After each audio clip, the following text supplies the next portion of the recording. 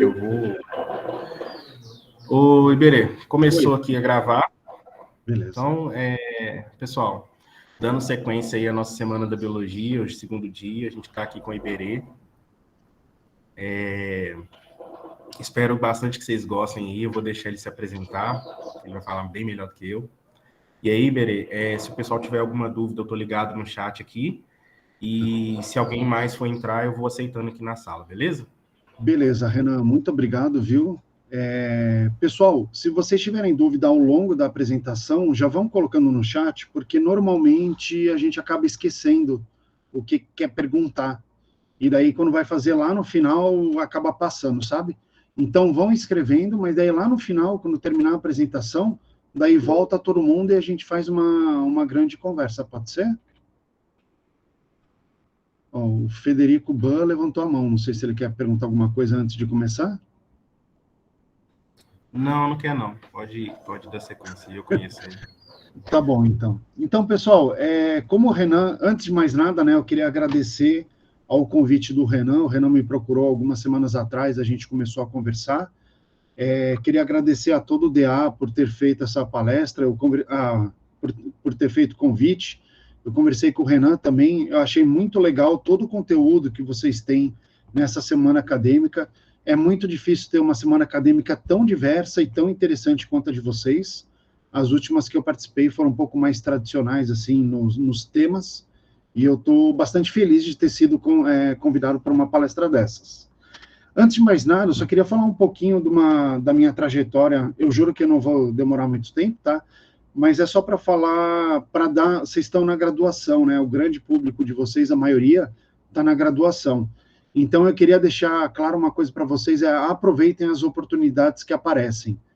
Então, não fiquem com preguiça de ir para campo para conhecer, não fiquem com preguiça de prestar concurso no lugar, se for uma pós-graduação em outro estado, outra cidade, vão, porque isso aí sempre vai abrindo muitas portas, e sempre quando vocês tiverem algum congresso disponível, sempre tentem fazer, inclusive os cursos de especialização, porque isso vai aumentando a rede de contato de vocês, e vocês podem ter muitas oportunidades.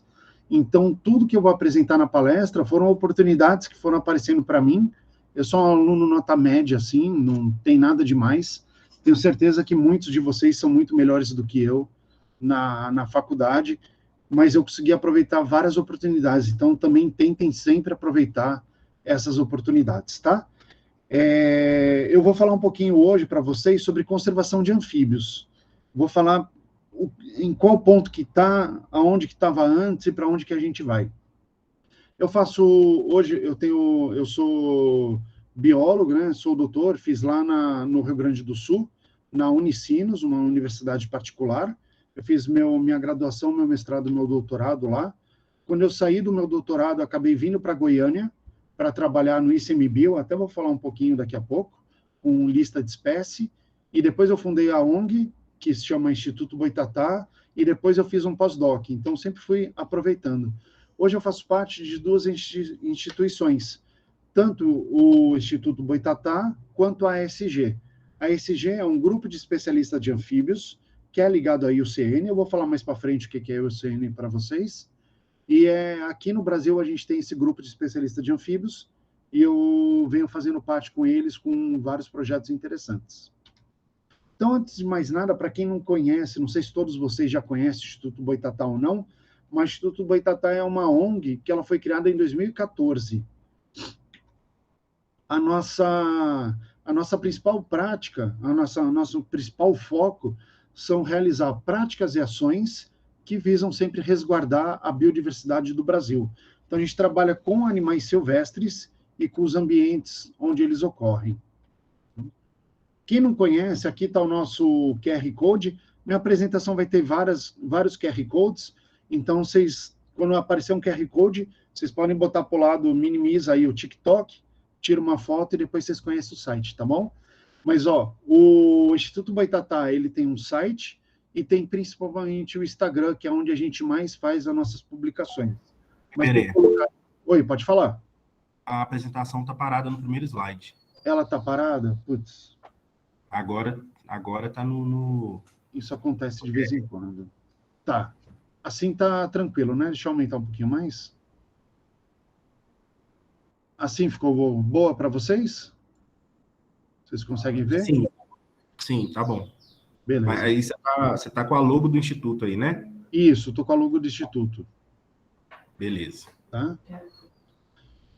Então, só passando... Pô, tava tão bonitinha a apresentação, agora eu vou passar de novo só para vocês verem a cobrinha mexendo ali atrás.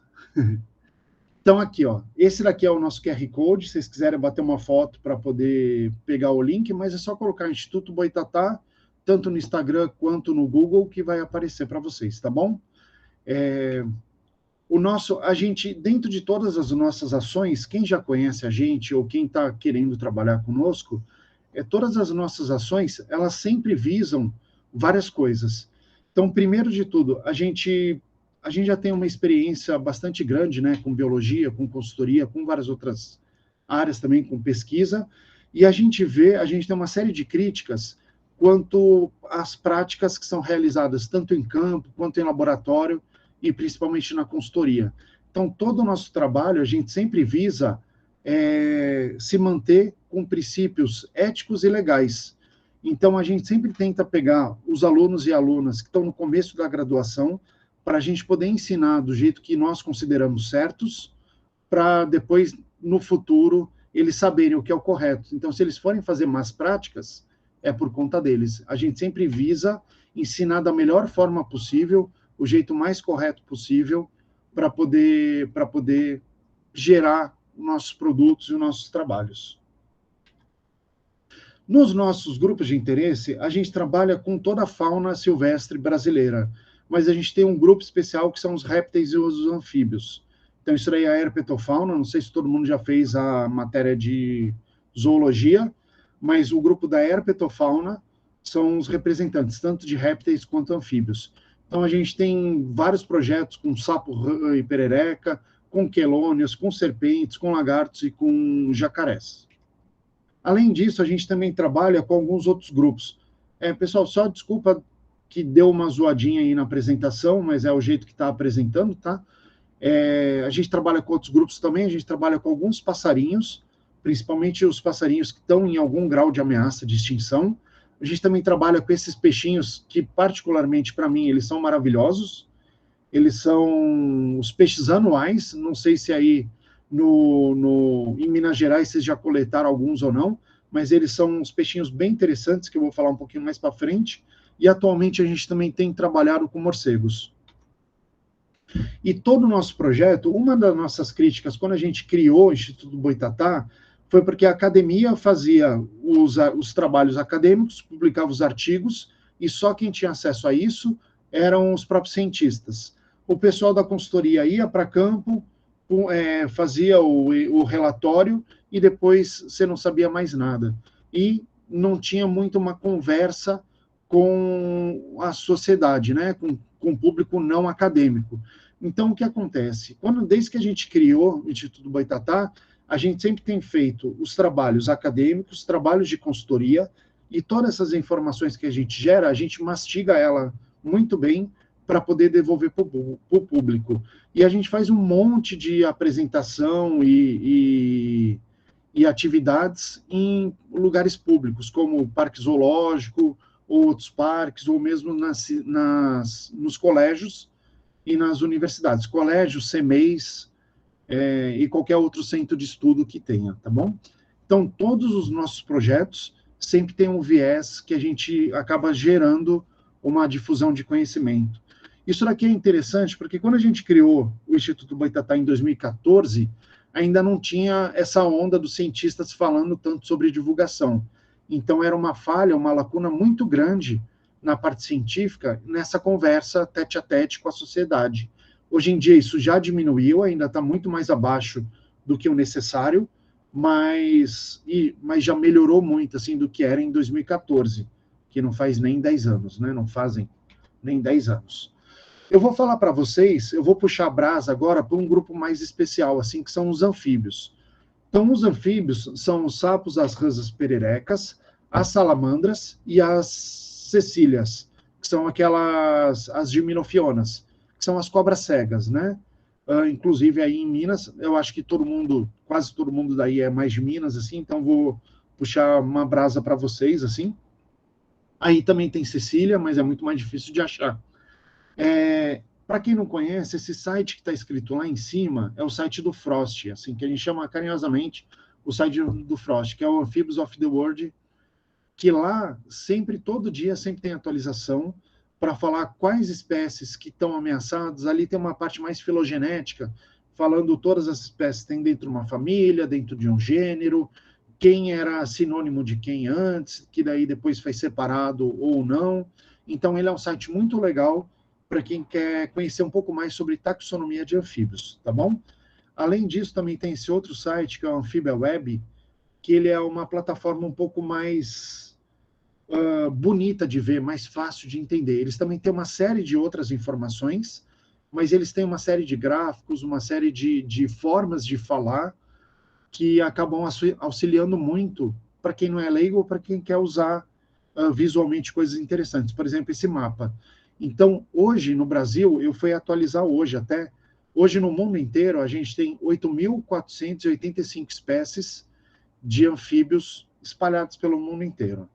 Esse gráfico, para quem não conhece, quanto mais branquinho é onde a gente tem menos espécies, quanto mais azulzinho ali para a direita é onde a gente tem um maior número de espécies, tá bom? Então, os locais que a gente tem menos é tanto no Polo Norte quanto no Polo Sul. Ali a gente não tem nenhuma espécie, nem nos oceanos. E também no deserto ali do Saara e tal, a gente também acaba não tendo. Deixa eu ver se aparece o mouse. Aparece. Então, aqui no deserto do Saara. Onde a gente tem os pontinhos mais azuis, é onde a gente tem uma maior diversidade. Então, no mundo inteiro, o Brasil ele é o campeão no número de espécies, né? A gente tem uma maior diversidade de anfíbios, e os locais aqui no Brasil que a gente tem essas maiores diversidades são na Amazônia, em algumas partes da Amazônia, e na Mata Atlântica, inclusive aqui nessa região de Minas Gerais também, tá bom? E por que isso é importante saber esse monte de coisa, aonde que está a maior diversidade, aonde que está a menor diversidade? Então, isso daqui é um mapa que eu fiz no meu projeto de pós-doc, que eu fiz um mapa de calor. O mapa de calor, o que, que é? Eu peguei todos os pontos, todos os estudos que tinham, aqui eu separei só o bioma cerrado, então em roxinho é o bioma cerrado, e em cinza são os outros biomas brasileiros. Eu peguei todos os estudos, todos os artigos publicados que tinham com anfíbios do cerrado e fui sobrepondo eles no mapa. E depois eu usei uma metodologia que chama mapa de calor. Então, aonde está mais azul, o roxinho, é onde a gente tem menos estudos. Aonde está mais vermelho é onde a gente tem mais estudos. Eu fiz um bufferzinho, uma bolinha na volta. Então, o mapinha aqui da esquerda é um buffer de 20 quilômetros e aqui na direita é um buffer de 200 quilômetros. Para que serve isso, então? Isso daqui a gente acaba trabalhando com uma coisa chamada lacuna de conhecimento. É uma coisa fácil de entender, a lacuna é a falta, né? Então é onde a gente não tem informação sobre as espécies. Por que mapas como esse são importantes para a gente entender? Então esse mapa daqui é uma escala mais global e esse daqui é um mapinha que a gente vai mais regional, a gente entra mais dentro de um lugar para saber quais são os problemas que tem. Então, por que isso é importante? Não sei se vocês já ouviram falar no Mato Piba, mas o Mato Piba é uma região do Brasil que já tem há muitos anos, há mais de 20 anos, já tem uma proposta falando que essa região é a última fronteira agrícola do Brasil, e ela é a união aqui, ó, do Maranhão, Tocantins, Piauí e Bahia. Então, é essa região, tá? Aqui a gente tem um grande incentivo para criar pontos com a agricultura. Vocês vão ver no próximo mapinha como é gritante essa transformação. E o que acontece? Aqui está, é a mesma cidade, tá? É Balsas. Esse daqui é o mapa da esquerda. Aqui é o mapa de Balsas em 1990. Aqui na direita é 2014. Então, tudo que está em vermelhinho é agricultura. Então, aí, em 20 anos, 24 anos, a gente tem a grande maioria da área de Balsas, que é só um exemplo, né? Da área de Balsas foi convertida, as áreas naturais foram convertidas para a área de agricultura. Então, o que acontece?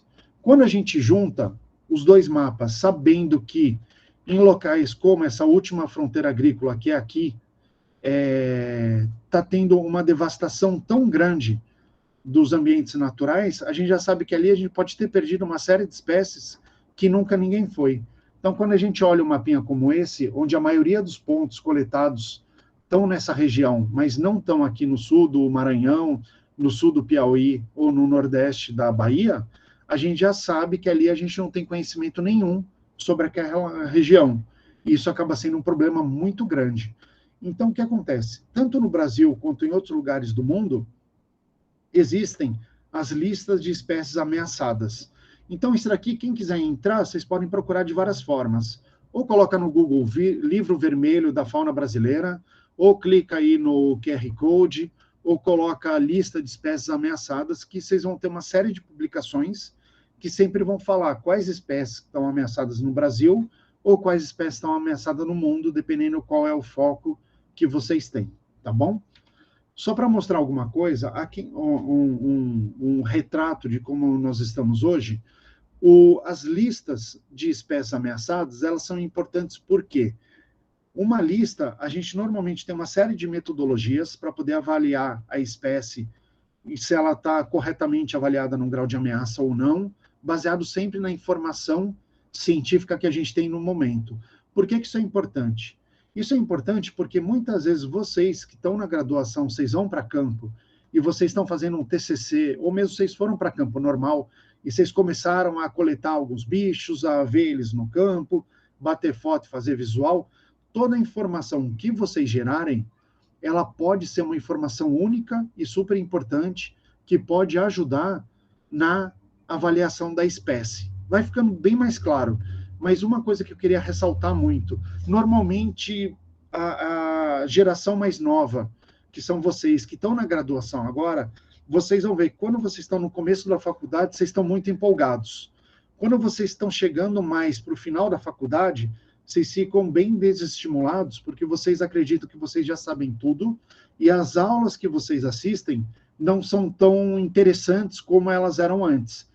Então, não se desestimulem, sempre tentem ter um objetivo, tentem ir para campo, coletar bicho, ver o que é, o que não é, porque às vezes a informação que vocês têm, que vocês publicam até uma notinha, pode ser um registro novo de uma espécie que a gente pode usar para a lista de fauna, tá? De avaliação de fauna. Então, a gente tem listas que são internacionais e listas nacionais, tá? Cada uma delas tem as suas particularidades. A gente pode ter listas temáticas também, que é por grupos, pode ter listas municipais, estaduais. A gente tem uma série de listas que elas vêm desde 1960, 73, e elas podem ser atualizadas ou não.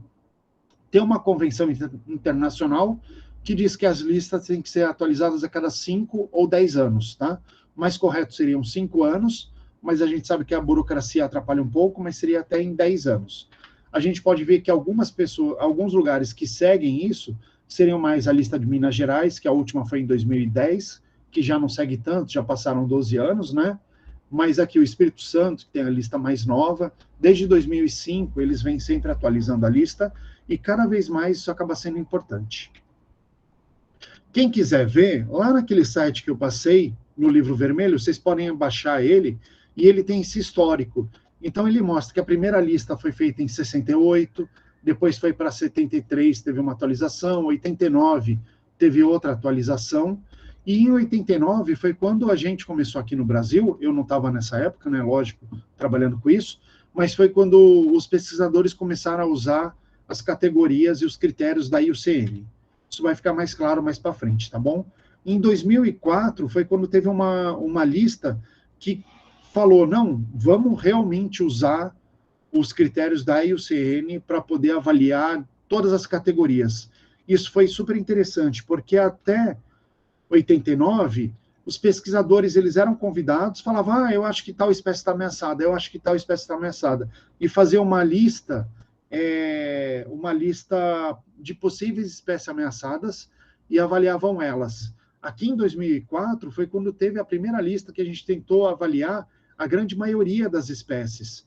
Então, juntou 227 especialistas de um monte de grupo, de todos os grupos da fauna brasileira, e a gente conseguiu avaliar se a espécie estava extinta na natureza, criticamente ameaçada, em perigo e vulnerável. O que acontece? A partir de 2004, a gente ficou 10 anos sem nenhuma lista atualizada, né? Então, ela acabou ficando muito defasada. A gente viu um pouquinho antes que a modificação do habitat vinha sempre agindo, e cada bicho que ocorria em cada lugar, ele tinha uma série de impactos que poderiam afetar. Então, de 2004 até 2014, isso teve uma grande variação. E aqui a gente tem o QR Code do livro vermelho de 2004, mas que foi publicado em 2018, tá? Que é esse QR Code aqui. E esse QR Code aqui era a portaria 444. O que é a portaria? Só para falar daquelas oportunidades. Quando eu terminei o meu doutorado, eu estava morando lá no Rio Grande do Sul e abri um edital do ICMBio para trabalhar com essa lista vermelha. E foi onde eu fui classificado. Então, eu tive a oportunidade de vir para Goiânia para poder trabalhar com isso. Quando eu comecei a trabalhar com isso, foi super interessante, que a gente avaliou todas as espécies do Brasil de anfíbios que era conhecido naquela época. Eram 964 espécies, se eu não me engano. A gente avaliou cada uma delas, com várias oficinas, com vários pesquisadores, e ela saiu uma lei, que é essa instrução normativa 444, que fala quais são as espécies terrestres que estão em algum grau de ameaça. A 445 fala quais são as espécies marinhas, aquáticas, que estão ameaçadas, tá bom? Depois disso, o ICMBio, ele continuou fazendo as avaliações, eles têm ciclos de 4 anos, então, assim que terminou a avaliação de 2014, eles já iniciaram um novo ciclo de avaliação, que foi o segundo ciclo. Esse ciclo durou de 2014 a 2018, e ele só foi publicado agora em 2022. Então, o terceiro ciclo, ele já terminou de ser avaliado o ano passado, se eu não me engano, ou esse ano, no começo desse ano, que foram os répteis e os anfíbios, e eles vão ser atualizados no futuro. Mas tem uma coisa super legal que quase ninguém conhece. Esse ano, há uns 2, 3 meses atrás, o ICMBio lançou esse site chamado Salve. Então, o link está aqui embaixo, salve.icmbio.gov.br, que eles fizeram um site onde você consegue acessar cada uma das espécies para você poder ver a avaliação dela. Uma coisa interessante é que essa avaliação ela terminou em 2018. Então, de 2018 até 2022 são 4 anos. A gente já tem uma série de novas informações, então mesmo essas avaliações que estão no site do ICMBio, elas já estão defasadas. A ideia de ter feito Salve é para poder criar uma independência maior nos grupos. A gente tem o problema das espécies marinhas, que como elas são recurso pesqueiro, a gente tem uma força muito grande da indústria pesqueira, não querendo que algumas espécies estejam em algum grau de ameaça. Então, quando sai uma lei, eles entram para remover essa lei, tem uma série para suspender a lei, tem uma série de problemas. Então, com o site, agora vai ficar muito mais ágil esse processo, e cada grupo vai ficar um pouco mais independente. Então, quando terminou a avaliação de anfíbios, eles já sobem no site a avaliação de anfíbios. Terminou a de serpentes, já sobe. Terminou de borboletas, já sobe. Então, não precisa mais ter todo um aparato burocrático para poder levantar essas informações de todos os grupos de uma vez só. E o que acontece? Isso daqui é da Nacional. Então, nesse site, vocês têm a última informação nacional sobre as espécies, todos os grupos de fauna e flora e invertebrados, que são fauna, né? Lógico, mas invertebrados também estão avaliados, tá bom? E o que acontece? A gente tem uma outra instituição chamada IUCN. A IUCN é uma instituição internacional que tem vários polos em vários países, e o que eles fazem? Eles acabam trabalhando, fazendo essa avaliação como a nacional, mas eles fazem em escala global. Então, eles veem como uma espécie está ameaçada em escala global, e eles acabam falando qual espécie que está ameaçada e qual não está. Por que isso é importante? Isso é importante porque tem muitos países que não têm listas nacionais. Então, quando você vai tentar trabalhar com conservação, com proteção de uma espécie, e no seu país não tem uma lista nacional ou não tem uma lista atualizada, só tem uma lista muito antiga, na IUCN eles estão conseguindo atualizar um pouco mais rápido isso. E eu vou falar um pouquinho mais sobre a IUCN em si. Então, uma coisa que é bem interessante da IUCN é que sempre tem que ter essas novas avaliações, como eu falei antes, porque os impactos eles nunca param, estão sempre acontecendo. Além disso, a gente sempre tem uma descrição de espécie anualmente, a gente tem grandes números de espécies que estão sendo descritas que não estão em nenhuma categoria, então essa atualização sempre é importante. No Brasil, a gente descreve cerca de 20 a 50 espécies de anfíbios por ano, todo ano. E quase todo mês tem uma espécie nova sendo descrita, tá? Em 2020, em 2019 e 2020, o Instituto Boitatá, ele foi contratado para poder fazer essa avaliação aqui no Brasil. Então, a gente trabalhou com 1.200 espécies, avaliando cada uma delas para poder classificar direitinho em qual ameaça que ela está, em qual ameaça ela não está. Para quem nunca viu assim o que é a IUCN, né, só mostrar. Lá no site da IUCN tem uma série de ferramentas que são super essenciais. Então, eles têm os guias. Esse ano agora de 2022 saiu um guia traduzido para português também, tá? Que a gente chama de guidelines, que no guidelines é a regra do jogo, é a Bíblia da IUCN. Ali fala como que você faz para avaliar uma espécie ou não, como que você faz para avaliar em nível nacional, em nível regional, em nível global, tá? Ali é onde que tem todas as informações mais interessantes, não mais interessantes, mas mais corretas de como que você faz para avaliar cada uma das coisas, e é um guia que ele é repleto de exemplos. Então, se vocês tiverem dúvida, é só dar uma consultada no guideline, que ele sempre vai ter exemplos explicando o que é cada coisa. O que é legal de ter usado o guideline da IUCN, e no mundo inteiro, assim, é porque ele sempre tem, o guideline, ele tem uma série de critérios muito específicos que permite a gente comparar uma baleia com uma borboleta, se as duas estão ameaçadas ou não. Permite a gente comparar um inseto, um besouro, com uma árvore. Então, ela tem uma série de critérios, uma série de medições que você consegue comparar, e se eu falar que a árvore está criticamente ameaçada, eu consigo entender que muito em breve ela pode ser extinta. Se eu falar que o besouro está vulnerável, eu consigo entender que ele está bem ferrado, a situação dele está bem mal, mas que ele ainda não vai ser extinto nos próximos anos, assim, ele vai ser extinto daqui a um pouquinho a mais. E se eu falar que um sapo é LC, tem uma menor preocupação, eu posso falar que não, essa espécie aqui ela está ok por enquanto. Ela sofre ameaças numa série de lugares, mas isso não pode levar a espécie à extinção. Então, isso é bem legal, porque ele cria um método comparativo que nos diz que uma espécie criticamente ameaçada, ela está criticamente ameaçada, não importa qual grupo taxonômico ela esteja contemplada, né?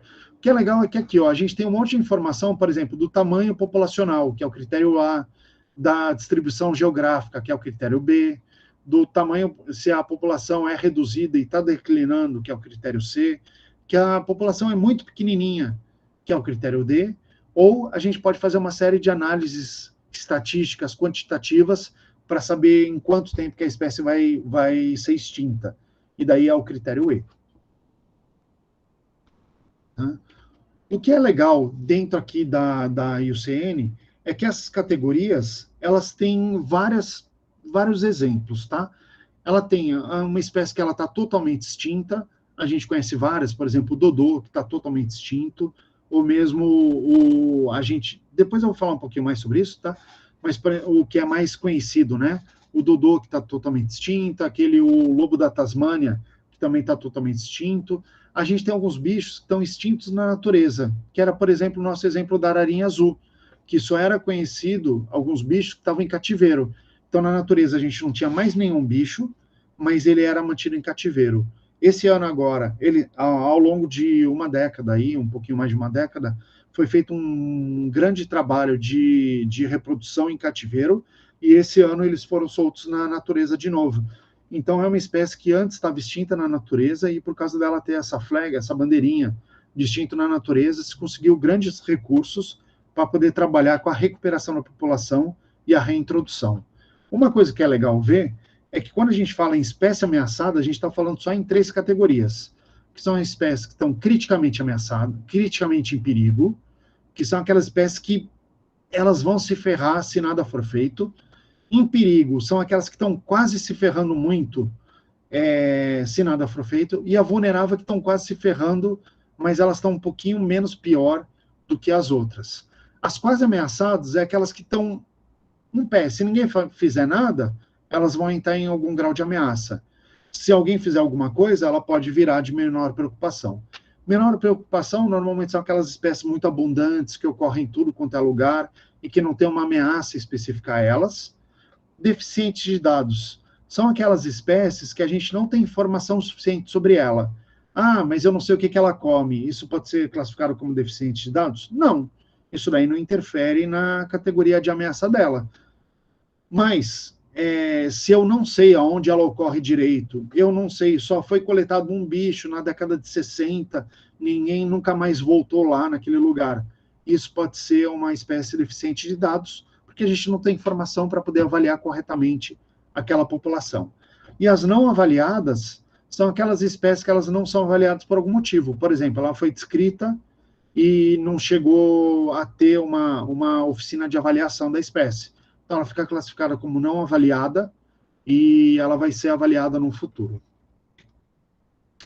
Então, o site da IUCN, quem quiser colocar, é só colocar IUCN Red List, lista vermelha, né? No Google, que já aparece, e também tem aí o QR Code para vocês. É um site super fácil para usar, vocês colocam o nome aqui da espécie que vocês querem saber, e já aparecem as informações da espécie.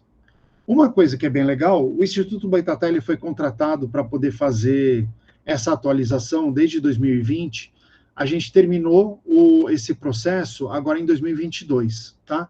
Era para ter sido publicado em junho desse ano, mas o escritório da Inglaterra acabou atrasando isso daí, porque eles querem publicar todas as espécies do mundo juntos, e estava faltando a China e o Vietnã.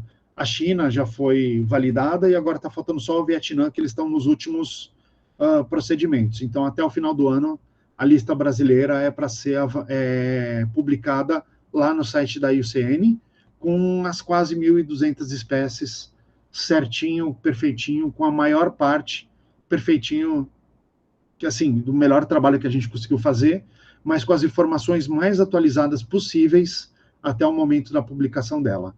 Eu fui contratado, então, como RLA, é o Red List Authority. Eu sei que parece um nome muito grande assim, eu até fico com vergonha de falar, mas eu acabei sendo coordenador desse projeto. A minha chefa é a Jennifer Lutke e a Kelsey Nian, que elas são RLAs globais, elas são as Red List Authorities globais, né? A gente trabalhou durante muito tempo muito próximo. Eu tive vários consultores que a gente acabou contratando, que foi a Gabriela Mesquita, a Sheila Andrade, Tatiana Abreu, o Werther Ramalho e a Isabela Barata. E a gente contou também com 6 voluntárias para trabalhar nesse processo. Então, levantando as informações para a gente poder usar durante os nossos workshops. Por que a gente acabou? Os voluntários, eles não eram necessários no processo. Mas por que eu acabei optando por incluir voluntárias no processo? Primeiro porque daqui a pouco, como a gente viu aí na pandemia, que teve um monte de gente que acabou não conseguindo trabalhar direito, uma série de coisas, daqui a pouco o conhecimento de quem trabalha com isso daí acaba sendo perdido por algum motivo, e daí a gente tem que começar tudo do zero. Então, a minha ideia primeiro de tudo, valorizar as pesquisadoras brasileiras, né? São todo mundo no início de carreira, então elas estavam no final da graduação ou já tinham defendido, estavam entrando no mestrado, então são cientistas que estão começando a carreira científica. A ideia de trazer elas também é para poder ensinar o processo. Então, no futuro, elas já têm experiência, elas já podem lidar com essa parte de avaliação de espécie, né? E o segundo é para poder ajudar um pouco na criação dos novos projetos. Porque o que acontece? Em 2004, quando teve aquela lista nacional, para 2014, tinha uma série de informações que nunca tinham sido publicadas. Então, quando a gente foi fazer a lista de 2014, que foi o processo que eu participei, era terrível conseguir uma série de informações que a gente não tinha. Não sabia direito onde o bicho corria, não sabia direito onde o bicho vivia, não sabia direito como que o bicho reproduzia. Isso daí acabava influenciando na avaliação da espécie. De 2014 até agora, os orientadores, eles mudaram o jeito de pensar um pouco. Eles agora já sabem, no processo eu preciso de tal informação. Então, eu não vou colocar o meu aluno, minha aluna, para trabalhar só com isso. Eu vou colocar meu aluno, minha aluna, para também gerar essas informações que podem ajudar no processo de avaliação de espécie. Então, a ideia foi essa, foi convidar uma série de voluntárias para começarem a serem treinadas nesse processo de avaliação. Para vocês entenderem, então, o que acontece? A gente trabalhou com várias etapas. Para falar, não, Iberê disse que a espécie está ameaçada, então ela está ameaçada. Não. O que a gente quis foi sempre envolver o máximo de pessoas possíveis para tirar esse grau de... Como é que eu posso dizer? Esse grau de incerteza. Isso, de incerteza, de achismo das coisas, tá? Então, não, só está ameaçado porque o fulano disse. Não, não é assim que funciona. Então, o que a gente fez? Deixa eu explicar para vocês.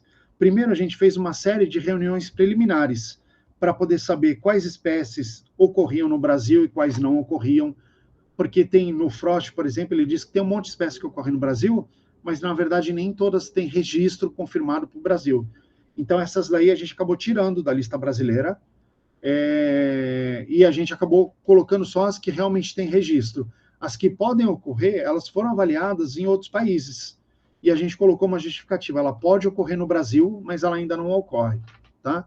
A gente fez uma estratégia, porque a IUCN, ela segue padrões internacionais, então, normalmente, ela trabalha com eco-regiões. Eu sei que é meio bizarro para vocês falarem em eco-regiões, não sei se alguém já trabalhou com isso ou não, mas ele funciona com padrões de vegetação espalhadas pelo espaço e de hábitats espalhados pelo espaço, e daí eles têm um nome próprio para cada um deles. Aqui no Brasil, a gente trabalha mais com bioma. Então, as ecorregiões pode ter 2 ou 3 que estão dentro de um bioma, ou às vezes pode ser um só, eles podem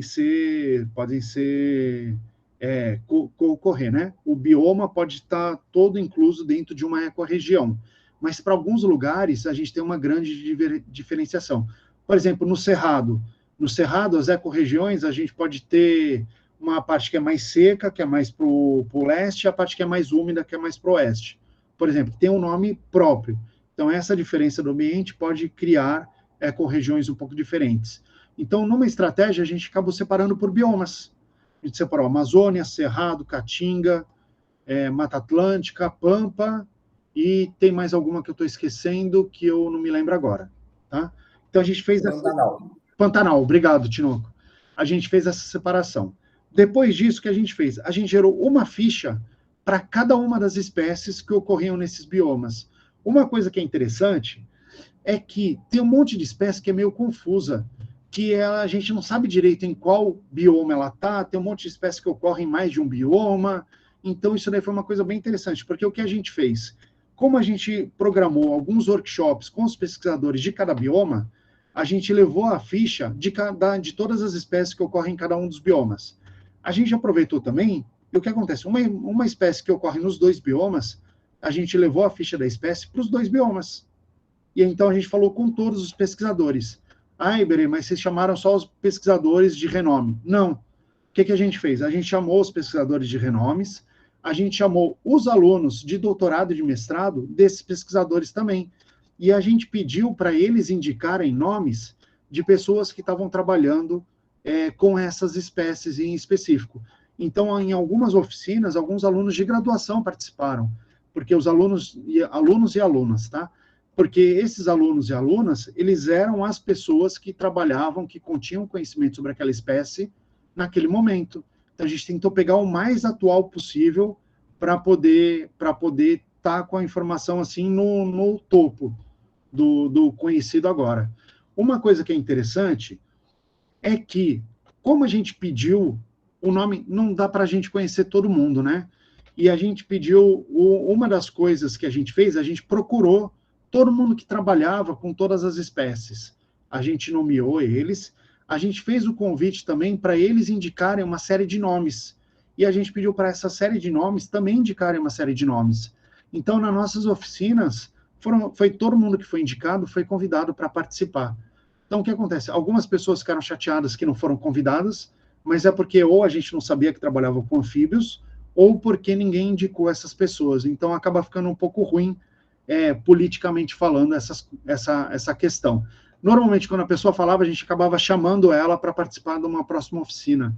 Então, esse é um processo bastante dinâmico.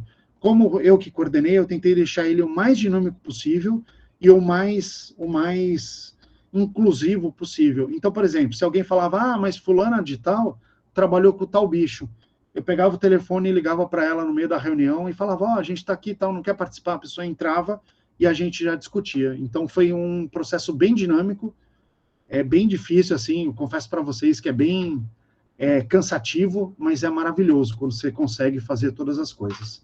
Então, o que acontece? Com essas fichas prévias que já estavam prontas, a gente levou para o workshop. Então, a gente teve vários dias de workshop durante algumas semanas, onde a gente discutiu todas as espécies, exatamente todas as espécies. Aquele quadrinho que tinha o critério A, B, C, D, a gente passou aquilo exatamente para todas as espécies, para a gente ter certeza absoluta que uma espécie que as pessoas acham que são de menor preocupação, na verdade, elas estão em algum grau de ameaça. Então, a gente tentou prever tudo que estava possível e tudo que estava contemplado até aquele momento, até 2022. Então, depois desse workshop, a gente fez uma consolidação de toda a informação, a gente ainda devolveu para alguns pesquisadores confirmarem se era aquilo ou não. A galera não aguenta nem mais receber o WhatsApp meu pedindo, aquela informação que você disse, posso incluir ou não? E, finalmente, a gente conseguiu terminar essa parte. Legal, Iberê, vocês terminaram essa parte, então já está valendo? Não. O que acontece? Depois que eu terminei todo esse processo, ele vai para uma parte de validação. Então, eu mando isso aqui lá para a IUCN. Lá na IUCN, eles têm um monte de outras pessoas que trabalham com outros grupos. Então, a galera que trabalha, por exemplo, de novo, com borboleta ou com besouro, eles vão pegar as minhas fichas, as quase 1.200 fichas, e eles vão ver se a categoria que eu coloquei, ela está bem explicada dentro da ficha. E isso acaba sendo um bate e volta, porque a gente, quando trabalhou com muito bicho, a gente acha que colocou todas as informações e, na verdade, não estavam todas. Então, agora, essa avaliação que vai até o final do ano, a gente tem todas as informações corretas sobre todos os bichos até 2022. Lá tem a parte que vocês podem citar, como citar. Então, lá são as informações mais atuais que a gente tem sobre essas espécies. Tá? Então, tem coisas muito legais, assim, pelo menos eu, que gosto de distribuição de bicho e tal, tem coisas que são muito legais. O que acontece? Esse daqui é o Melanophreninscus, da esquerda, pretinho, Melanophreninscus montevidensis, e na direita aqui é um Ceratophis ornata. A gente avaliou só a porção do bicho aqui no Brasil. Então, esse bicho daqui no Brasil, ele está vulnerável, é um mapinha amarelo. Mas no mundo inteiro, ele pode estar em outro grau de ameaça, porque ele tem uma distribuição bem diferente. Em cinza, possivelmente extinta. Então, no Brasil, a gente tem uma categoria, mas para o mundo inteiro, a gente acaba tendo uma outra categoria. Por exemplo, Ceratophis ornata, no Brasil, é possivelmente extinto. Mas no mundo inteiro, ele está como vulnerável, porque ele ocorre, ainda tem algumas populações que ocorrem na Argentina.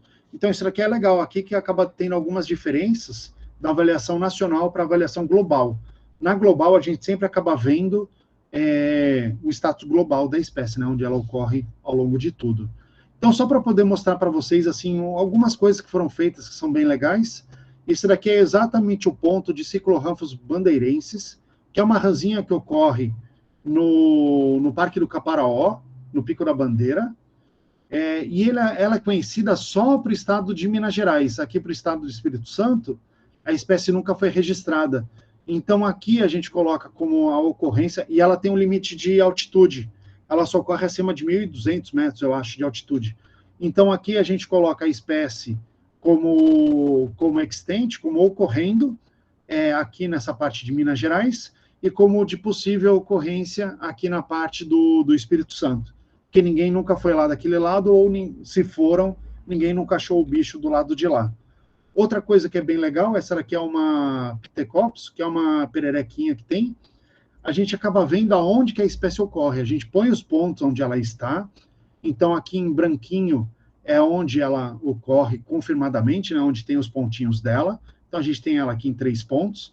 Essa região aqui em vermelho é onde ela poderia ocorrer. Deixa eu só ver. Tá.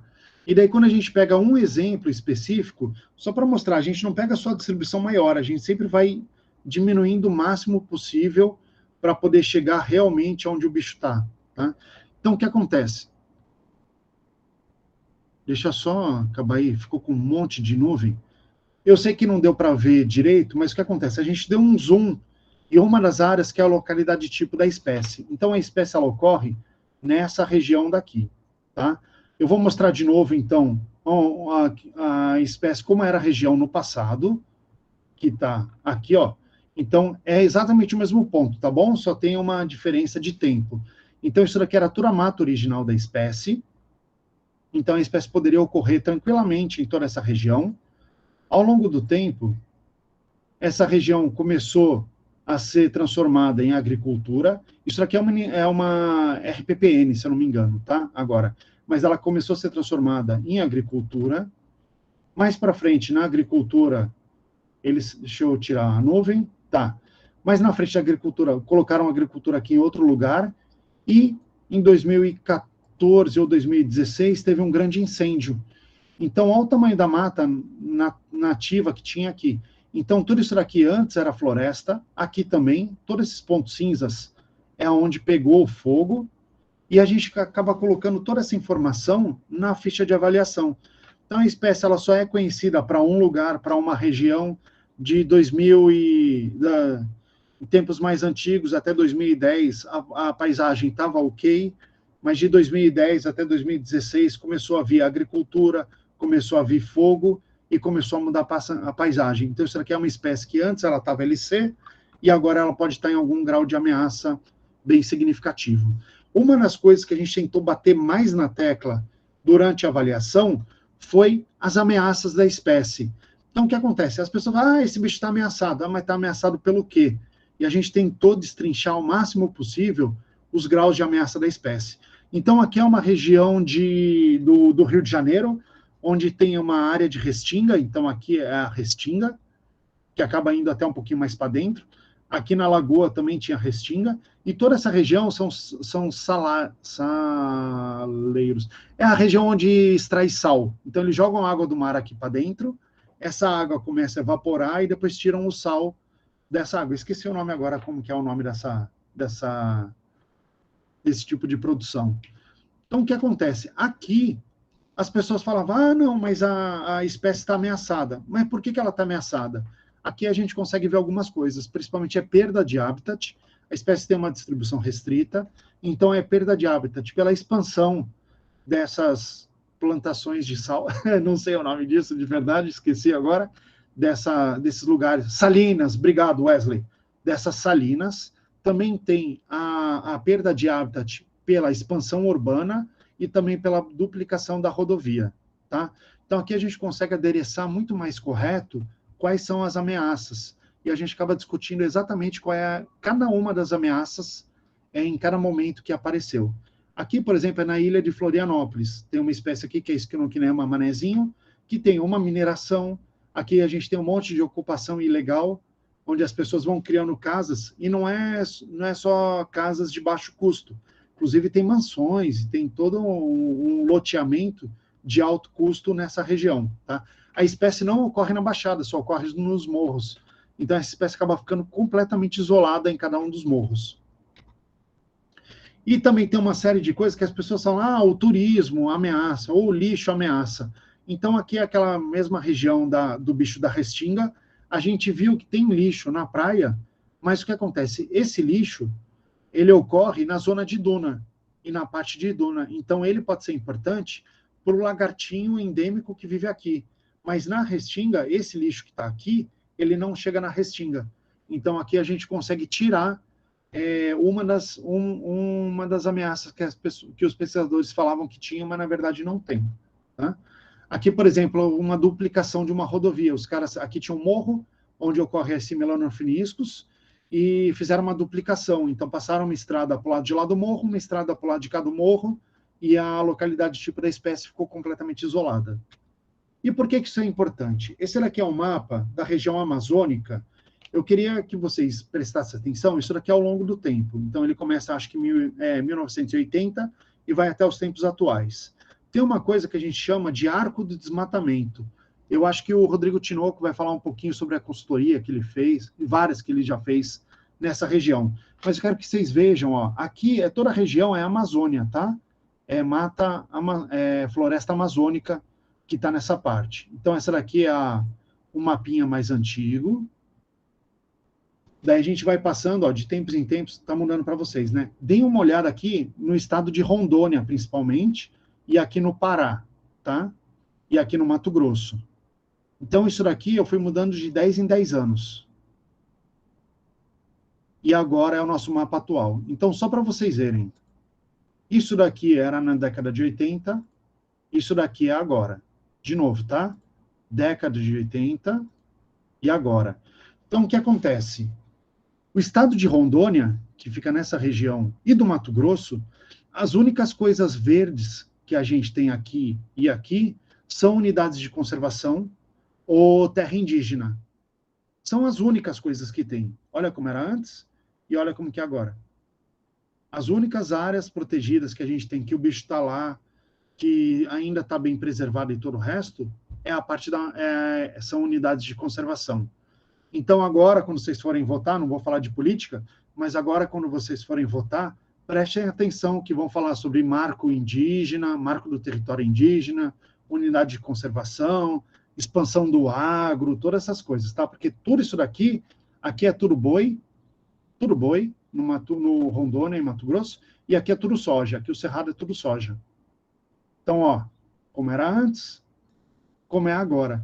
E agora começou a chegar aqui na parte dessa região da Amazônia, e está sendo bastante destruída numa velocidade absurda. Então, aqui só para mostrar de novo para vocês o exemplo, é na mesma janela de tempo, de 1980 até agora, ó. Aqui tem o tal do desenvolvimento de espinha de peixe, né? Que primeiro os caras criam uma estrada, depois vão fazendo subestradas, parece uma espinhazinha de peixe. E tudo que está marcado em verde é área protegida. E as áreas que não estão marcadas aqui, tanto aqui no Mato Grosso quanto aqui em Rondônia, é território indígena. Então, as únicas zonas que estão mantidas são unidades de conservação. Senão, já tinha sido tudo perdido. Então, isso é cada vez mais importante para a gente evitar que as espécies cheguem em algum grau de extinção. E depois, quando o bicho está extinto, já era, não tem mais o que fazer. Tá? Aqui no Brasil, isso daqui é uma coisa bem legal. Isso daqui é um dado super inédito.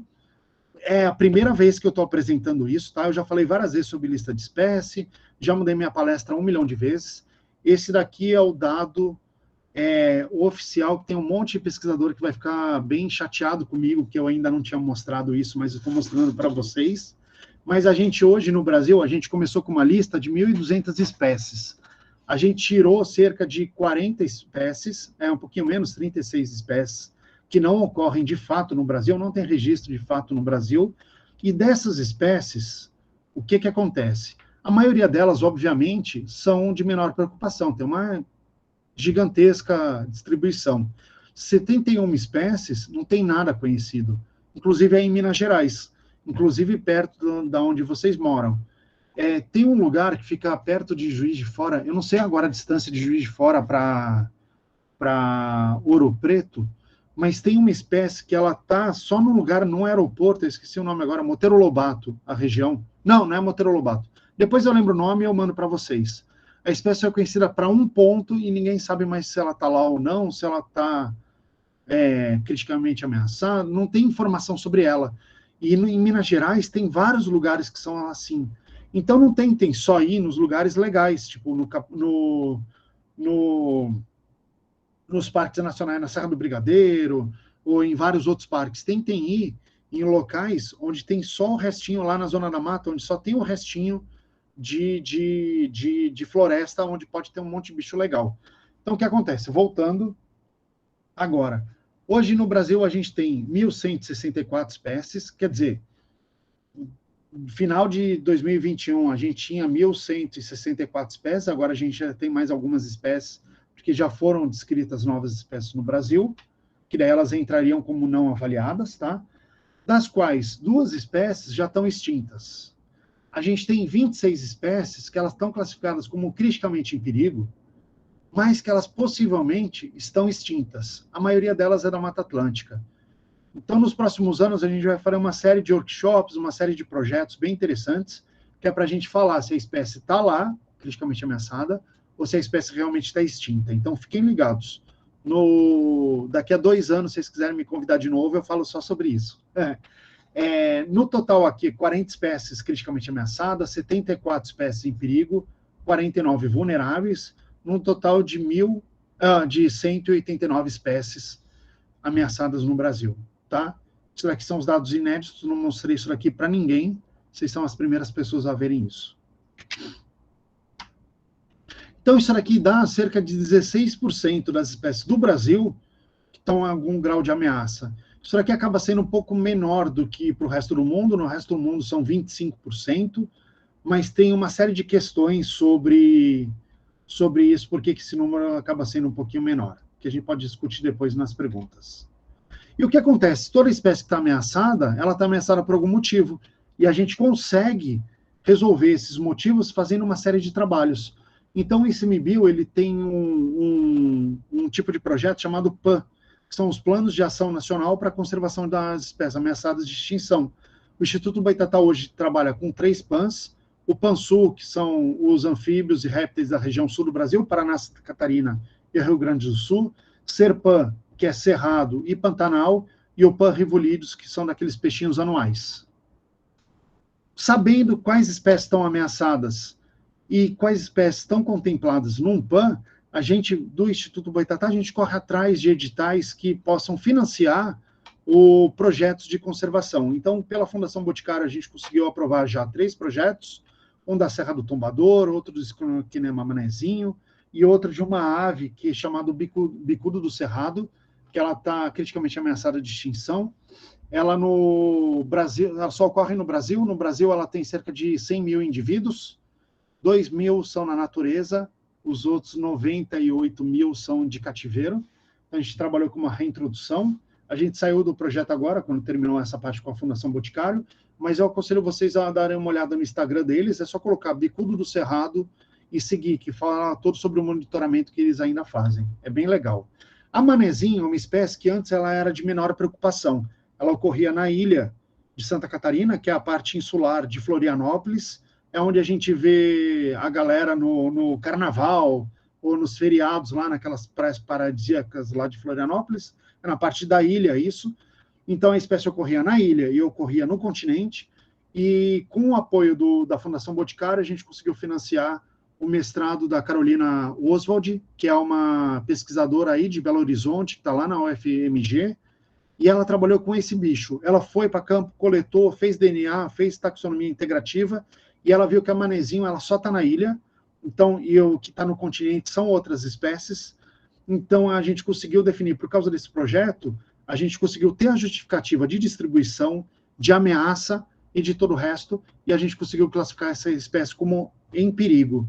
Então, ela é uma espécie que antes ela era LC, e com os dados que a gente gerou, com uma cientista no mestrado, com os dados que ela gerou, a gente conseguiu definir que uma espécie antes que era de menor preocupação, na verdade ela está em perigo. Então, ela não chegou nem a passar para quase ameaçada, nem para vulnerável, nem para nada. A gente viu exatamente como que está a situação da espécie naquele momento. Então, aqui é só para mostrar umas fotos, aquilo que a gente falou, né? Que tem toda a nossa preocupação, a gente faz a parte acadêmica e também quer levar para o público. Então, esse daqui é um artiguinho que a gente publicou sobre o trabalho na Serra do Tombador. Aqui tem umas fotos de umas espécies bem legais. Essa daqui é um Alobatus goianos. Eu destaco ela porque vocês vão ver daqui a pouco. A gente também trabalhou com répteis.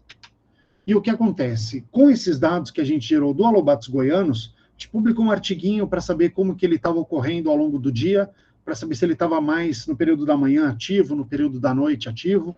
A gente viu um mapinha de distribuição dela e descreveu vários novinhos pontos de distribuição para a espécie. O que acontece? A gente viu que o pico é mais ou menos 8 horas da manhã e mais ou menos às 6 horas da tarde. Então, muita gente que ia para campo acabava não pegando bicho, às vezes até porque estava no horário errado em campo, tá? E o que acontece? A gente foi atrás de financiamento para trabalhar com a espécie e a gente conseguiu aprovar pela Anglo-América um grant que é para transformar essa espécie como uma bandeira de conservação. Então, a gente está no nosso primeiro ano, a gente conseguiu fazer uma série de pesquisas novas com ela, a gente conseguiu levantar vários novos pontos, e a gente viu aqui um mapinha de distribuição potencial da espécie. Então, aonde está verde é onde a espécie tem habitat adequado para ela ocorrer. Todos os lugares onde não tem essa cor são habitats que não são adequados para a espécie ocorrer. Então, o que acontece? Com a grana que a gente conseguiu levantar, a gente consegue ir para campo nesses locais que são mais adequados para ela. Então, a gente não vai aleatoriamente, vamos andar aleatoriamente por aí para ver o que a gente acha. Não. A gente fala, vamos pegar essa grana e vamos aqui nesse lugar, vamos aqui nessa região. Então, isso melhora a nossa busca por uma espécie que está em algum grau de ameaça, de conservação. Uma coisa que eu destaco para vocês, que é bem interessante, que mapas de possíveis ocorrências de espécies, elas mostram uma série de coisas legais. A gente põe toda a informação sobre o que a espécie usa de habitat, como ela reproduz, umidade, altitude, todo o resto, e gera esse mapinha. O mapa, o resultado dele, ele fala onde tem o habitat disponível para a espécie. Não quer dizer que a espécie vai estar lá ou não.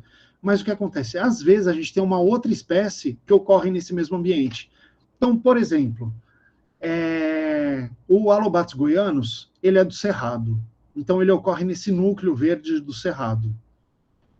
A gente achou um pontinho aqui mais ao sudeste do estado de Goiás. O que acontece? Aqui em Minas Gerais, essa espécie pode ocorrer e ninguém coletou, mas tem o habitat adequado. Aqui também, pode ser a mesma espécie, ou ninguém coletou, ou, como a gente tem esse isolamento entre uma área e outra, a espécie que ocorre aqui nessa região pode ser uma nova espécie, que ninguém coletou e ninguém descreveu. Ou pode ser o goianos, ou pode ser uma nova coisa. Mesma coisa aqui para o Piauí. O habitat a gente tem só não tem a espécie lá. Então, esse mapinha é muito legal para vocês que estão aqui nessa região, estão aqui por perto. Às vezes ele pode te indicar um lugar para você trabalhar. Não sei o que eu quero fazer. Tá bom, vai lá e vê se tem o bicho ou não. Se tiver, legal, aumentou muito a distribuição da espécie, ela pode virar de menor preocupação. Ou você foi lá e achou uma espécie nova. Então, esses mapas, eles são muito interessantes e muito legais por conta disso. Um outro projeto que a gente está super envolvido, está aí o QR Code, esse lá é o Pedro Peloso. Um dia, num congresso, eu e ele, a gente estava conversando, tomando uma cervejinha, ele falou, cara, e se eu conseguisse fotografar todas as espécies ameaçadas do Brasil? Eu falei, bora nessa, vamos se juntar aí com o Boitatá e vamos resolver isso. E a gente criou o projeto DOTS. Então, entrem no site para ver as fotos maravilhosas. É um projeto de pesquisa, a gente vai para o local onde a espécie ocorre, a gente convida os pesquisadores envolvidos com a pesquisa, filma eles, dá uma conversada sobre como que foi a pesquisa com a espécie, como descobriu, onde a espécie está, onde a espécie não está. A gente valoriza o trabalho do pesquisador no lugar. A gente não passa por cima e vai lá coletar. Não. A gente convida quem trabalha com a espécie, filma, a gente está programando um documentário no final das expedições, que sempre vai focar em cada um dos pesquisadores que trabalham com as espécies. Além disso, a gente vê se o bicho, como está a qualidade da microbiota da pele, se tem um fungo que está dizimando espécies no mundo inteiro, que é o fungo BD, ou não, se está tudo bem, e como está a região, como está o ambiente. Então, a gente levanta um drone, faz imagem da região para saber se está chegando plantação de café, plantação de pinos, ou qualquer outra coisa. A gente bate uma foto da realidade do bicho naquele momento. E o que é legal é que aqui no DOTS, então, 4 a cada 10 espécies do mundo estão em algum grau de ameaça. E a ideia é a gente conseguir fotografar todas as espécies do Brasil. Então, agora são 189 espécies, vai ficar mais difícil. Tá? Quando a gente começou, eram 42 espécies, baseado na lista nacional, são 68 agora, e quando sair no final do ano, serão quase 190 espécies. Agora eu falei para vocês, eu já estou terminando, tá bom, gente? Eu sei que a gente já está chegando no limite do tempo. Eu faço parte da ESG também. A ESG é aquele grupo de especialistas de anfíbios. Aqui está o QR Code deles. E o que a gente faz? Todo ano a gente sempre faz um evento chamado Anfoco, que é o Anfíbios em Foco. Cada ano a gente faz uma coisa diferente. A gente faz workshop, faz simpósio, faz seminário, faz um monte de coisa. Esse ano a gente resolveu ser um pouco mais propositivo.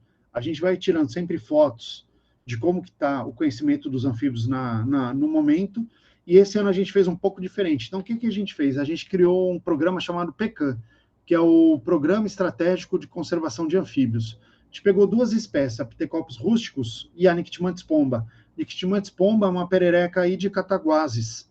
Ela só ocorre em um lugar e a gente está trabalhando com projetos específicos para poder proteger essas espécies. Então, o que a gente faz? A gente está fazendo nos últimos 2 meses workshops todas as quintas-feiras com os pesquisadores de cada uma das espécies e a gente quer conseguir finalizar algumas informações que tem aqui. Então, isso aqui é um mapa mental, a gente tem um objetivo específico para elas, para as espécies.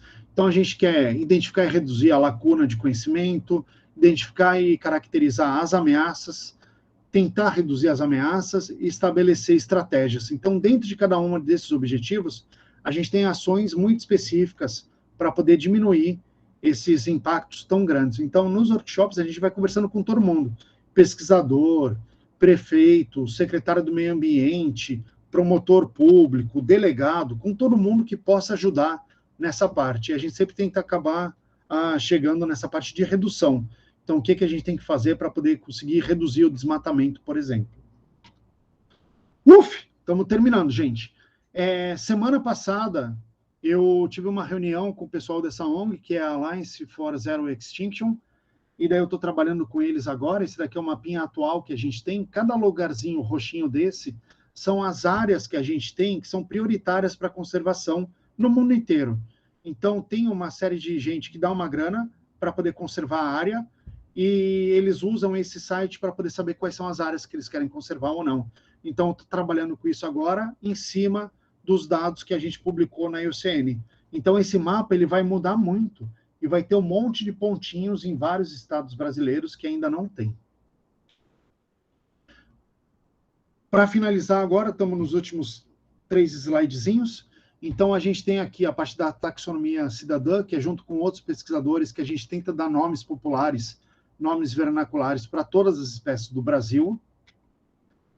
Eu faço parte de um programa no YouTube, que o canal é o Herpeto Sem Fronteiras. Toda sexta-feira, às 16 horas, 4 horas da tarde, a gente tem vários quadros. Por favor, entrem lá, comecem a seguir, se inscrevam e assistam. Essa semana agora, a gente não vai ter o quadro da sexta-feira, porque a gente está passando no canal uma semana acadêmica também. Então, quando vocês quiserem, no próximo ano, divulgar a semana acadêmica de vocês e passar pelo YouTube, estão mais do que convidados, é só conversar com a gente, que a gente manda. Essa daqui é da Federal de Santa Catarina, tá? E daí, todos os projetos que o Boitatá faz, a gente sempre tenta voltar para o público. Como eu sempre falo, o Igor está até aqui, apresentando sobre cobras.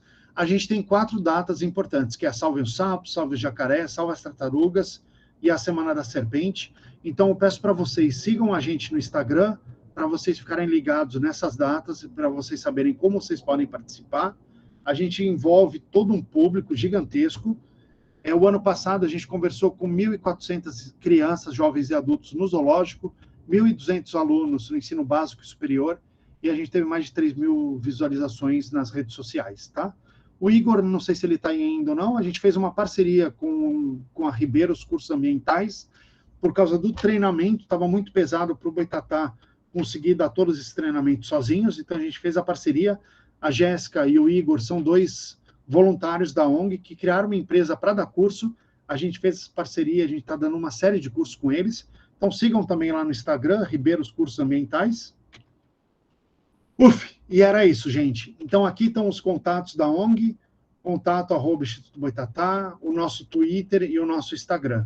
Eu peço, por favor, para vocês seguirem a gente, conhecerem um pouco mais. Se tiverem qualquer dúvida, pode escrever lá no Instagram que a gente sempre responde, tá bom?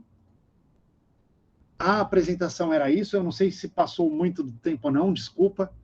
Eu acabo me empolgando na hora de apresentar e falo um pouco a mais do que o necessário. Desculpa se eu passei muito do tempo. Não, que isso. Para a gente foi bom também. Iberê, queria te agradecer, né, pela sua disponibilidade. E vamos abrir agora para as perguntas. Quem tiver pergunta aí, pode ou mandar no chat aí, ou abrir o microfone, pode perguntar. Quem quiser tirar print aí e publicar no Instagram e marcar o Boitatá, pode publicar também lá, tá? Os meninos, acho que eu posso começar? Fica à vontade. Gente, Rodrigo Tinoco, eu sou do herpeto.org, né, do Grupo Herpeto. Bem, eu tenho algumas perguntas e alguns comentários. Acho que algumas coisas assim até importantes por estarem, para a gente estar falando para a galera acadêmica ainda, né, pessoal, tipo, na graduação. No início, Iberê, você comentou sobre uns mapas que vocês criaram com áreas de estudos e o mapa térmico, né? Provavelmente isso deve ter muito a ver com algo que você falou no final da apresentação, que é a proximidade das universidades e ser lugares, tipo, entre aspas, turísticos, né? Então, quanto mais próximos a gente está, por exemplo, a Serra do Cipó é super, super conhecida, porque ela está perto da PUC e perto da UFMG, aqui em Minas.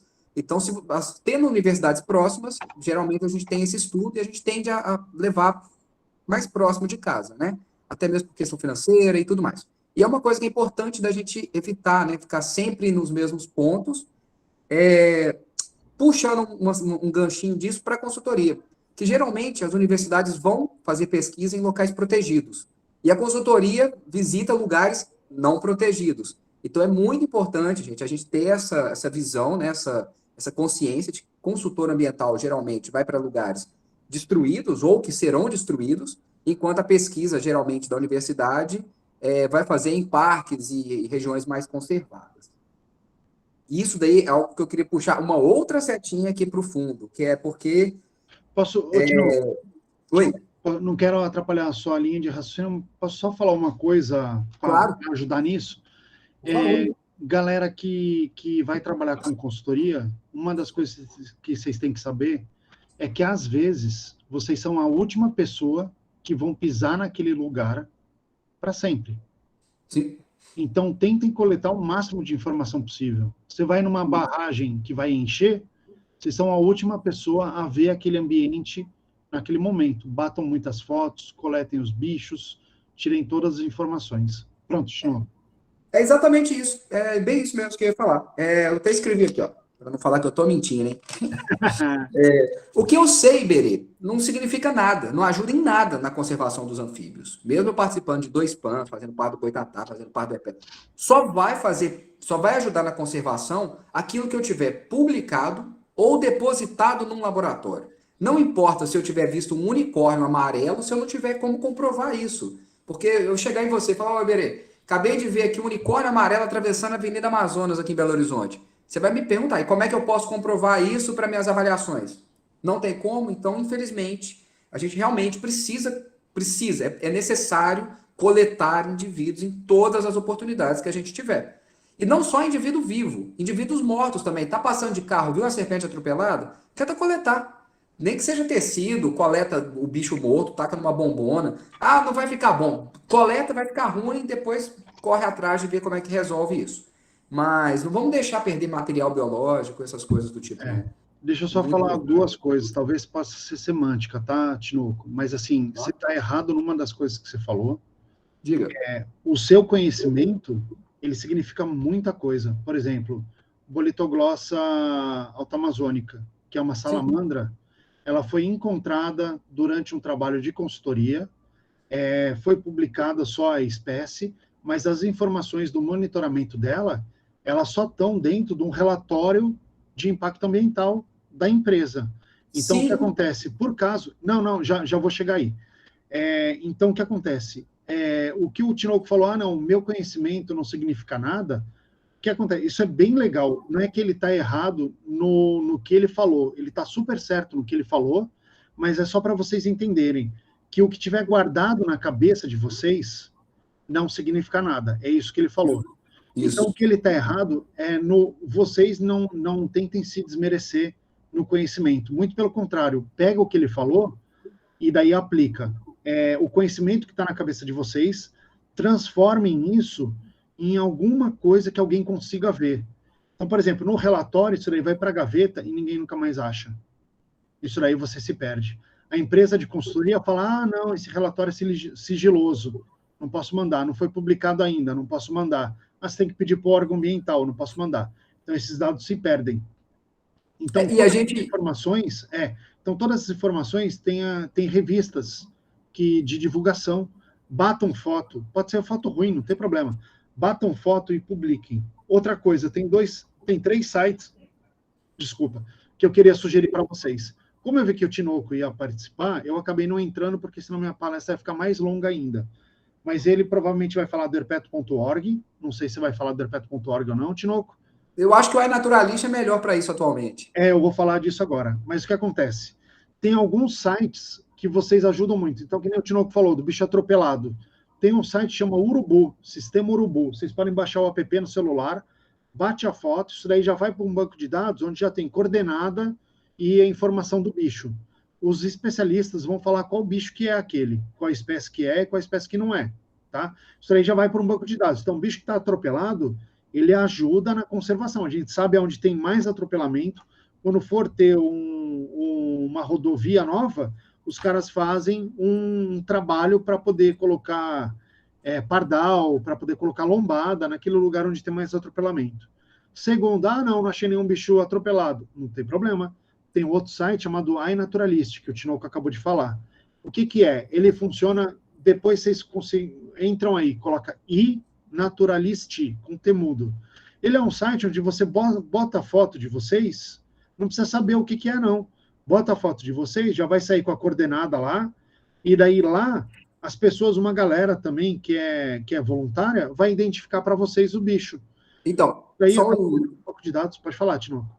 Um detalhe, o iNaturalist, ele vai... A primeira fase de identificação dele não ocorre de forma humana, ele ocorre de forma robótica. São os algoritmos do site, ele consegue identificar geralmente a quase nível de gênero, quase qualquer espécie do Brasil atualmente. Depois, como ele está sendo refinado, ele vai cada vez chegando mais próximo. Por exemplo, se eu pego Faber, Ipsibus Faber, Boana Faber, né, e jogo lá dentro, raramente ele erra. Ele acerta praticamente sempre que aquela é uma Boana Faber. E é um bicho comum. Agora, se eu jogar um Esquinocnema, que é um bicho difícil de identificar e tal, aí realmente ele erra. Mas geralmente ele já vai te sugerir, inicialmente, até uma identificação e depois ainda vai vir uma galera para te ajudar. Isso. Então, se você tiver eu uso muito, eu tenho uma curiosidade para saber uma planta. Eu jogo ali.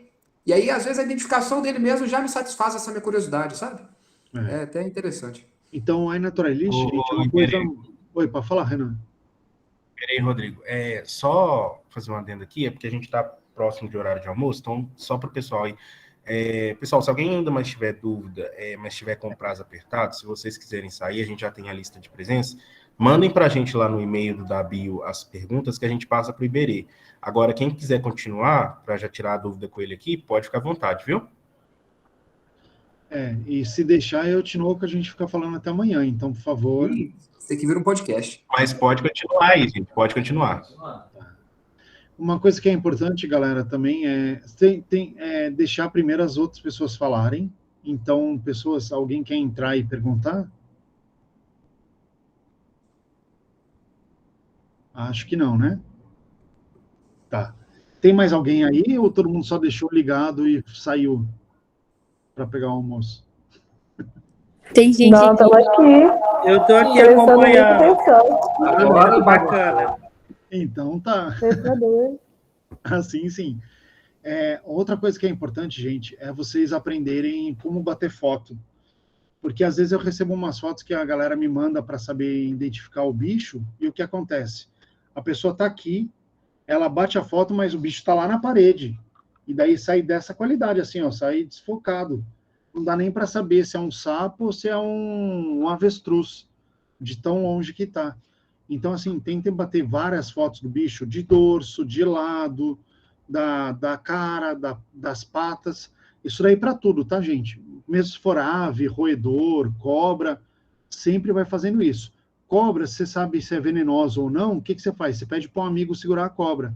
Se o amigo for picado, você bate a foto da cobra e depois a gente vai acompanhando o desenvolvimento do veneno e sabe qual gênero que é. Certinho, então não precisa nem pegar. É só ter bastante amigo que não tem problema. Ou estagiário.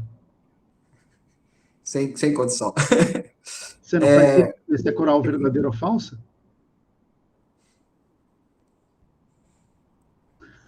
Eu imagino. Iberê, você comentou uma coisa que é muito, muito importante, assim, né? Você frisou, por exemplo, a parte das áreas indígenas, principalmente em território amazônico. Eu já tive a oportunidade de trabalhar para mineração, né, para Vale, e a Vale minera dentro de uma área indígena no Pará. E é impressionante assim, o limite que a área indígena exerce no entorno. Então, a gente tem praticamente um paredão reto de mata, que é onde termina a área indígena e começa a área da agricultura. E se hoje você consegue fazer agricultura nesses lugares, é simplesmente porque os índios estão ali. Porque se na hora que você tirar os índios dali, a água vai secar, a agricultura vai acabar e aquilo ali vai virar um grande Saara. Então, assim, e é muito interessante que os agricultores e a população da cidade, elas não sei nem o porquê, mas elas sempre reclamam que os índios têm caminhonete, tem não sei o quê, tem não sei qual, mas eles esquecem que eles estão entregando gratuitamente os maiores recursos minerais que a gente tem, que é a água. É algo assim bem interessante mesmo a gente ter com essa visão, principalmente em época de eleição, né? Eu concordo, e assim, é um absurdo. É um absurdo as coisas, porque a única coisa que vai manter a área protegida no Brasil é a unidade de conservação. Seja território indígena, que não é unidade de conservação, né? Ou seja, as unidades de conservação mesmo, privadas ou governamentais. É a única coisa. Em todos os lugares, você vê o limite da unidade de conservação, tem a cerca, e você tem soja até a beira da cerca. Tem pinos até a beira da cerca. E é isso. Exatamente. Outra coisa que eu acho que vale a pena comentar aqui, que você falou sobre a IUCN, sobre as listas nacionais, estaduais, né? Então, assim, uma grande diferença que eu vejo da IUCN é que é muito mais difícil ela sofrer qualquer tipo de influência política durante esse processo da liberação e publicação dessas listas. Porque, por exemplo, você pensar numa lista estadual, ela tem que ser assinada por um governador, por exemplo. Então, às vezes você pode entrar em conflito pelo número de espécies, pode-se acontecer algumas coisas assim do tipo, né? Tipo, infelizmente não deveria acontecer, mas a gente sabe que isso não é real. E, por exemplo, há um tempo atrás, né, acho que uns 2 anos atrás, a gente teve um ministro do Meio Ambiente que mandou suspender vários sites governamentais, né, parte do IBAMA, e grande parte dessa época eu peguei esse material dos sites do governo, antes deles serem suspensos, e coloquei disponível no Herpeto, para a gente conseguir acessar esse material por uma forma mesmo que não seja oficial. Mas assim, então a gente vê o tanto que é frágil a gente ter uma lista somente nacional, né? Então, assim, eu queria até parabenizar por essa parceria que vocês têm com a IUCN e tudo mais, porque isso é realmente um grande diferencial. Muito obrigado mesmo, Tinoco. De verdade, assim, é completamente complicado mesmo. O bom da IUCN é isso, né? Que ela é mais isenta dessa parte realmente, e a gente acaba ficando muito nacionalmente, estadualmente, ou mesmo no município, acaba ficando mais preso mesmo. Tanto que, assim, o ciclo 2 do ICMBio terminou em 2018, ele não foi publicado ainda. Então, ele foi publicado agora pelo site do Salve, né? Ele já está defasado, eles já tinham até a atualização agora de 2022. Já podia ter pulado e ter publicado esse último, mas dentro do processo burocrático não pode. Então, é primeiro esse, daí depois o outro, depois o outro. Então, sempre vai ter uma defasagem. Que eu tentei, como coordenador da IUCN, alinhar, é que a avaliação do Brasil esteja alinhado com a avaliação nacional. Mas ainda assim Sim, tem isso é perfeito. essas divisão de um monte de coisa, assim. Perfeito. E eu acho que o último comentário que eu tenho aqui é sobre o DOTS, porque é um projeto também que está vinculado ao Boitatá, não está isso? Isso, está vinculado ao Boitatá. E, assim, só para destacar, porque uma coisa que é extremamente importante é porque, por exemplo, hoje as nossas buscas, acho que é uma espécie que eu não sei. Não sei que esquinoquinema é, por exemplo, eu não sei que Nictimantes é. Eu jogo no Google, Nictimantes pomba, e vai vir uma pancada de foto errada. Até porque, às vezes, não existe fotos daquela espécie. Eu que faço parte de 2 PANs, a gente tem dificuldade para conseguir foto das espécies. Muitas vezes tem uma foto que foi tirada em 1945 com a máquina péssima e a foto ficou tremida. Mas é a única foto que existe daquele bicho que a gente tem conhecimento. Então, assim, mais uma vez, parabéns aí pelo trabalho do DOTS, Boitatá e tudo que vocês têm feito aí pela conservação dos bichos, porque a fotografia, ela realmente ajuda muito. Principalmente atrelada, né, com os trabalhos de ciência cidadã, com essa divulgação, com tudo que vocês têm feito, vocês estão de parabéns. Obrigado, Tinoco. E só lembrando, né, que a gente faz no DOTS fotografia e filmagem. Então, filmagem que acaba sendo super interessante e ninguém tem imagens de um monte de bicho, assim. E a gente está tentando fazer esse levantamento. Obrigado, viu? É exatamente esse que é o foco. Uma coisa que acabei não falando na palestra é que o Boitatá é parceiro do herpeto.org, né? E Sim, vou deixar o Tinoco falar mais disso na apresentação dele, se tiver um espaço. Senão eu venho e pergunto um monte de coisa sobre isso. não, pode deixar, tranquilo. Tem mais alguma pergunta?